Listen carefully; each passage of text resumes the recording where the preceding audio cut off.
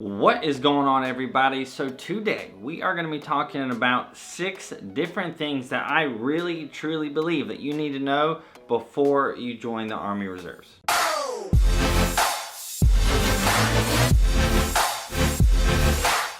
Alright, so before I jump into the video real quick, I just want to give you guys a friendly little update. This right here, if you guys can see it, is BPN supplements, right? So if you guys know, I work with them. They have recently released samples. And so if you've ever gone to their website and didn't know what to get, or you wanted to try a whole bunch of different things, they have samples now. So just a friendly little update that you can get a sample from BPN. If you want to get full product, go ahead and do that. But if you're not sure what you want to get, if you want to try the strong greens or something like that, which is a super popular product, then you can go ahead and get yourself a sample. So that's it for the little sponsored part of the video, which isn't really sponsored. So for those of you that do not know, I am in the Army Reserves, and I've been in the Army Reserves for about 5.5 years now, almost 6 years. So doing 6 things for almost 6 years. And there's a lot of things that I didn't really know about or didn't really expect, and just a whole bunch of various things. You know, obviously joining the military, it's just a big, crazy thing. You have no clue what you're gonna expect or what to expect unless you watch my videos, then I'll give you somewhat of an idea. If you join the military, if you join the Army Reserve specifically, you are going to come across some things that you may not have thought about before, and specifically with the reserves, there's going to be some things that are going to completely shape your reality of the military or the Army Reserves specifically, and I'm going to kind of just let you guys know all of this. So first thing that I want to talk about is, for those of you who haven't actually gone to a recruiter and talked to a recruiter yet, the first big thing is if you want to do some MOS, just pick an MOS out of the air. You go to your recruiter, you want to do Army Reserves, just know that it may not be possible for you to actually have that MOS in the Army Reserves if you want to stay anywhere local to where you're at. Because unlike active duty, where you just go there, you qualify for a certain MOS, and you can pick that MOS as long as it's obviously available, which it probably will be. If not, you might have to just wait a couple of weeks. But for reservists, you go there, you want to pick a specific MOS, and it may not matter how long you wait, because if a unit around where you're at, because you pretty much have to be within like a couple mile radius, or if you're like me, you can fly there. But some of the units in your area may just not have your MOS. You may be picking something pretty specific, and it just may not be available. You can't just go to some unit and they just, have a position for you. They have to actually have a need for you. And if they don't, if there's nothing available, it's just going to be more difficult for you to have an MOS in mind that you want. I got pretty lucky myself, and so I'm just letting y'all know that the likelihood that the specific MOS that you want is going to be there is probably not super likely. So thing number 2 about the Army Reserves, and I kind of briefly mentioned it, and this is kind of like a pro and a con in a sense, kind of just depending on your specific situation, and that is the unit that you could end up going to may be pretty darn far away. Like for most people, I would say the average person in the Army Reserves is going to be driving at least an hour or so to their unit. And if you drive a certain distance, then you're going to actually get to stay in a hotel at the unit. But I'm not going to go into specifics on that. But basically, I do want to let y'all know that it could be very far away, especially if you are really kind of honed in on the MOS that you want, and you're like, I don't care how far I have to go, I want this MOS. And that's essentially what I did as an officer. I wanted to be a signal officer. I didn't really care at all how far I had to go to get that MOS, because that was my number 1 pick. And if you guys know anything about me, I live in North Carolina, but my Army Reserves unit is in Texas, right? So I literally will go to Texas every single month for my drills, and I'm not the only person that does this. This is fairly common. I mean, you might have a couple people in your unit that are actually doing that, but I think most people are going to be in that like 1 hour to like 3 hour driving range to get to your unit. So that could be a little bit of an annoying kind of thing. For me, luckily, it's somewhat of a pro and a con at the same time. The con is my 2-day weekends are kind of like 3 days, because I leave the day before and I get back, depending on the flight times, like the morning after at like 1 in the morning. So luckily I have this whole YouTube thing where I have somewhat of a flexible schedule, because I still have a civilian job and doing this at the same time. So that is something to take into account, where I have the luxury or the ability to actually fly to another state every single month and not be too much of a hindrance at all on my civilian career, which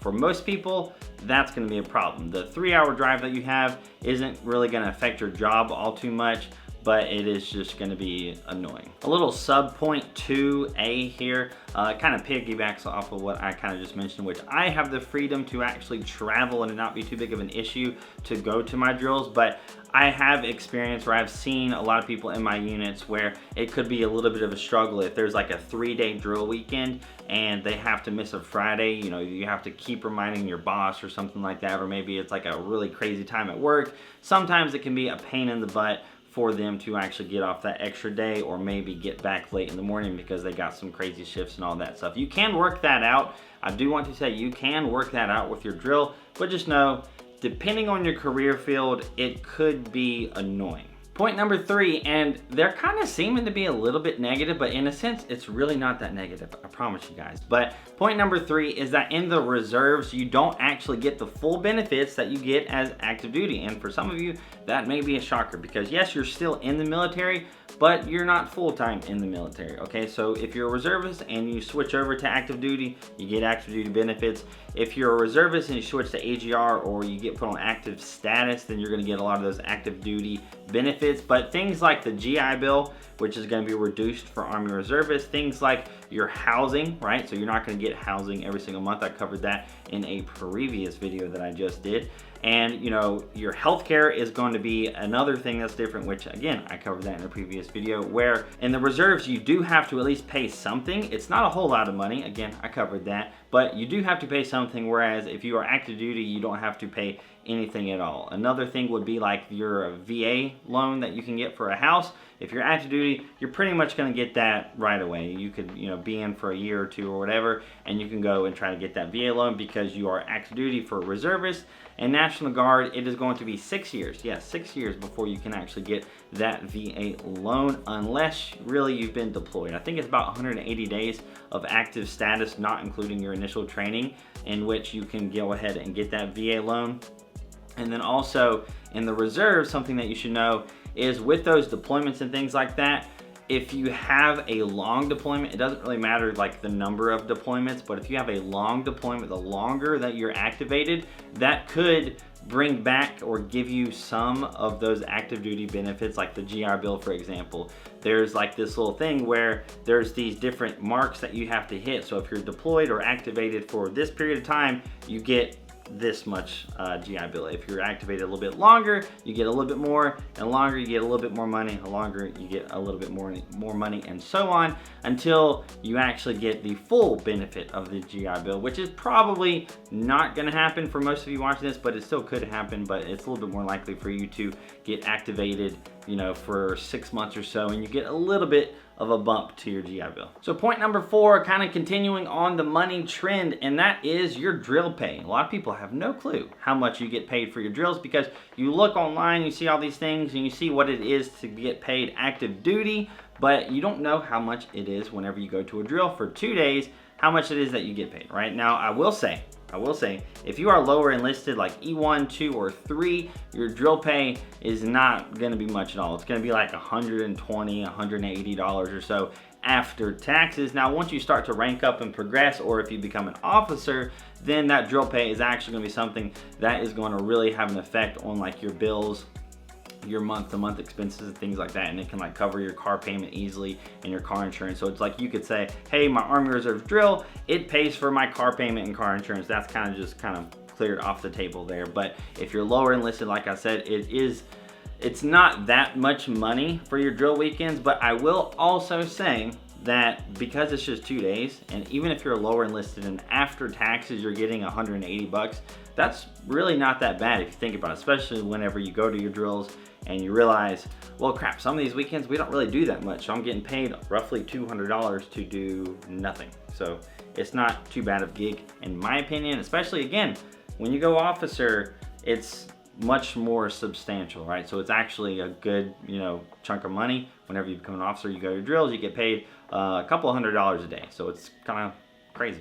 All right, so we're getting close to the end here, and point number 5, I probably should have made it point number 1 because I think it's the most important thing for you to understand. So I should have done that, but whatever, this is the video. So point number 5, your unit in the Army Reserves has a humongous, like a ginormous effect on your experience in the Army Reserves. Now, it may be common sense. You may think about it and like, oh, okay, well, duh, like the unit that you go to, of course it's gonna have an effect. Now, active duty, it does play a role in your experience, whatever unit you go to in the active duty big army.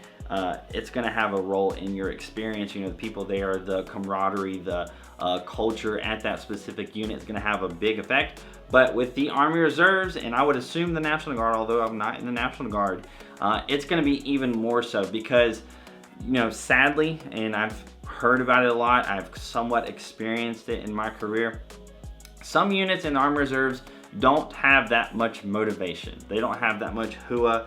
They don't have that much, you know, like I said, motivation to really excel in the Army Reserves. There's so many units in the Army Reserves that have a whole bunch of PT failures, have a whole bunch of people that are just drilling for that check. They don't really care to progress with their military skills.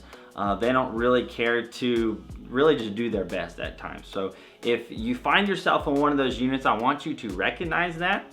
Like I said, this is really important. I want you to recognize that you're in one of those slacker units, okay? And it can happen because you could be in a really high-end unit where they're really high speed, they're really hua, you're getting some really good training, and you could be in a unit where you go to your drills, and every now and again you might have weekends whenever you're not doing that much. There's a lot of admin work to do for like the officers, so maybe the enlisted people don't have too much stuff to do, but it shouldn't be like a consistent thing like that. You should actually be training on your job. You should actually be doing things where you're using your MOS. You should actually be doing things that are just overall going to make you a better soldier. Even though you just have those 2 days that weekend, you should be getting better as a soldier.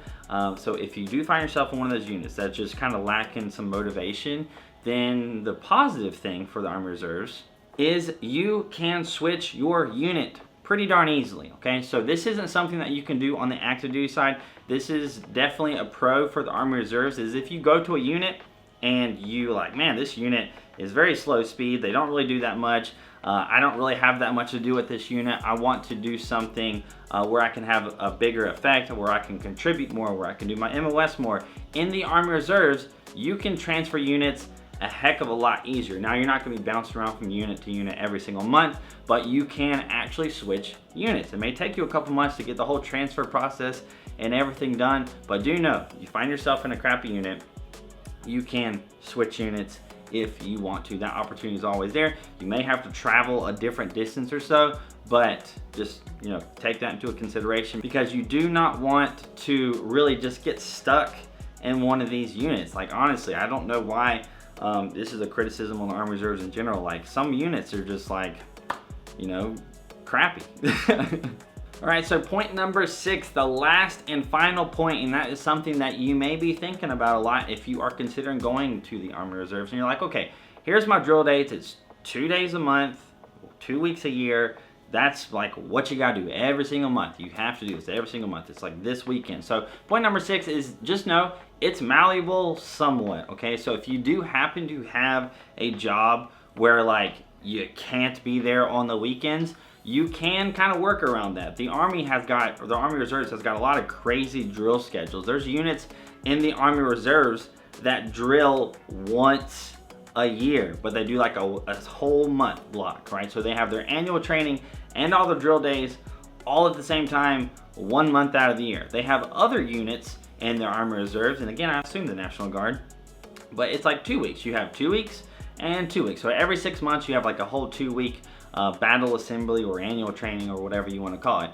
And they have other units where they do 4 days, okay? So normal drill weekends are 2 days, but there are other units out there where like every other month you do 2 or 4 days, okay? So there is some flexibility in that. That's not super common, but what is super common is if, again, you happen to have a civilian job where you're not very flexible in the days that you can travel, you can somewhat build your schedule around that. Now, you're not going to be able to reschedule your schedule every single month of the entire year. You're not going to be able to make your own plan like that. But if the situation comes up where you're like, hey, every like 3 months or so, like this is really going to be a problem. Like, can I work with you guys? Can I work with my civilian employer and be like, okay, you know, you talk to your civilian employer, you're like, hey, I can do something. You know, whenever we have this drill weekend, I will reschedule it for another time that works best for me. So you can do that every now and again. You talk to your Army Reserves unit,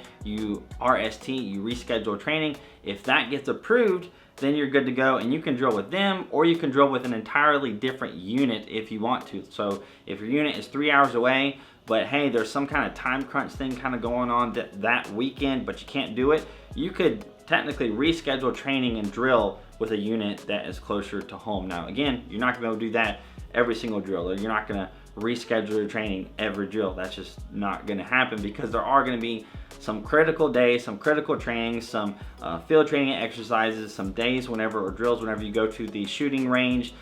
There's gonna be other things that kind of come up where you aren't gonna be able to reschedule that, or you're just gonna have to miss it or something and just take that hit. But it is malleable. It's not like set in stone for you, because in reality, in the reserves, your civilian job, in a sense, is more important. And what I mean by that is, I haven't met a commander, I haven't met an officer or first sergeant or whatever in the Army Reserves where if the situation was legitimate and a soldier comes up to him and is like, hey, like, I'm gonna get fired if I go to this next drill and I can't reschedule this training or something, like, it's gonna be a really big hit to my civilian life. You tell your first sergeant, you tell your squad leaders, you know, run it up the chain of command, and you know, every single time that I've seen, they're like, all right, I understand your civilian life is important. You're obviously there, you know, 29 days out of the month, and you just have the 2 days of the month of when you're like in Army mode. So that's obviously kind of takes priority. Your family, your civilian career, that is super important, and your Army drills and things like that, like, you can work that around, if that makes sense. All right, so my closing kind of thoughts for this video that I want to say, for those of you out there that are thinking of joining the Army Reserves and you watch this video, you get to the end, this is like the thing I want to tell you, okay? So if you are joining the Army Reserve, just know that some things can be a pain in the butt. If you get stuck in a crappy unit, that's gonna suck, but you can change that. So there's a lot of things that you can change and have an effect on, and you can maneuver your career a whole lot of different ways in the Army Reserve. So that is a huge, huge, huge plus. So I just wanted to kind of put that out there. So that is gonna be it for this video. I hope you guys enjoyed it. If you did, hit that like button, that'd be awesome. If you want to check out some more of my videos, hit the subscribe button, that would be even better. Follow me on Instagram and Snapchat if you haven't already. Hope you guys have an amazing freaking day, and I'll see y'all later.